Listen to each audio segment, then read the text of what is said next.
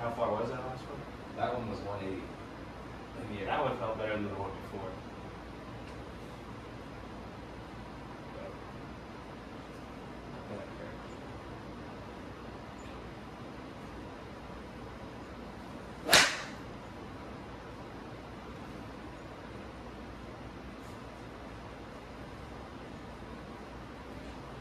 Alright, so if you wanted to look at some changes you've made to your swing and how they relate to how you're moving in the ground, I didn't want to go right into like how you're moving into the ground until you improve like the spot position.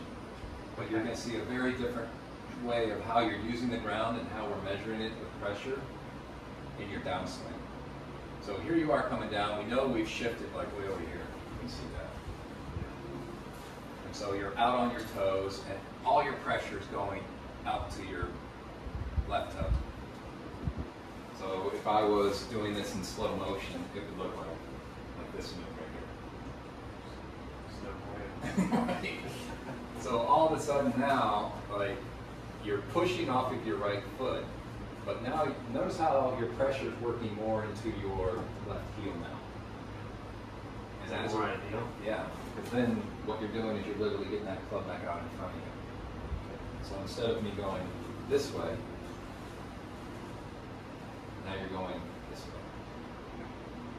And that literally like takes your club, you can see how your path of your club now is literally coming right down your plane line again. Whereas over there on the right, like yeah, you're starting to shift into your heel, but it's too late. You're already stuck.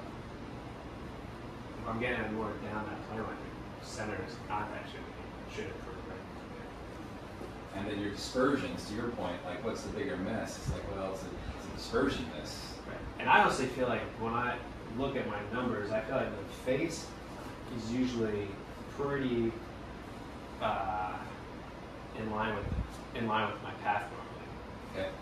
I feel like it's, I mean, maybe often, maybe a half a degree or so, but it's not like, it's not way. If I swing 5 to the right, my face and path is going to be like 0.5 left to right. It's usually pretty spot on. It's not swing 5 to the right and then I'm 5 close. I don't have that. No. Those are the numbers I usually don't see. Yeah. Occasionally, but not. I mean, in my opinion, it's mainly like fixing your path. Okay. And then I think your face control is, of course, it's crucial. But to your point, I haven't seen big dispersions between face and path. All right, so it's not just behind the hook. So this would be like the nutshell. Is you can work on this backswing pivot, which is very different right there. It does feel like, I'm feeling like I'm staying lower, but I do feel like I'm actually swaying. Yeah. Probably feels that way, but you can appreciate how there's zero sway going on. Right. But it's the opposite of. I think I've done a couple things in the past where I've tried to like keep a stick right down the line and swing it over that.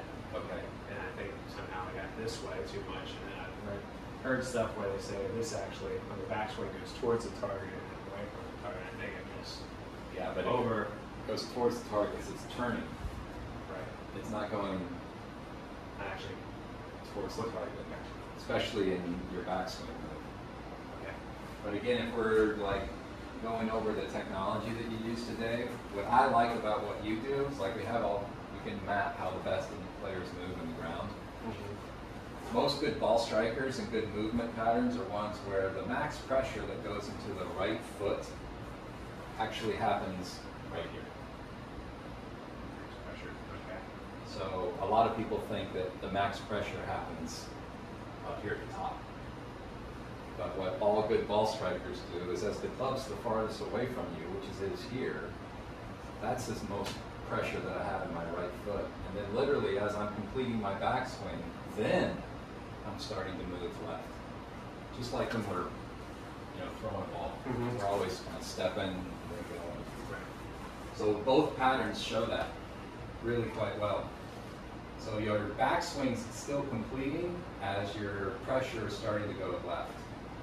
You can see the white dot starts to go left, but visually speaking, your club's still going back. That's really awesome. Okay. Okay, so don't change that. So how you're sequencing the movement is great, but now when you're in this new position, now you're getting more into your heel faster, which gets that club back out in front of you. Whereas over here, you're still stuck on your toe, which means the club's dropping underneath the plant. That makes sense? Mm-hmm. Yeah. If you can like just say, okay, this happens because of what I'm doing here, then awesome. But that's literally how we use this technology to measure how the player moves. And we're not worried about this heel thing? No. No. Because it's very minimal. And you're already over here.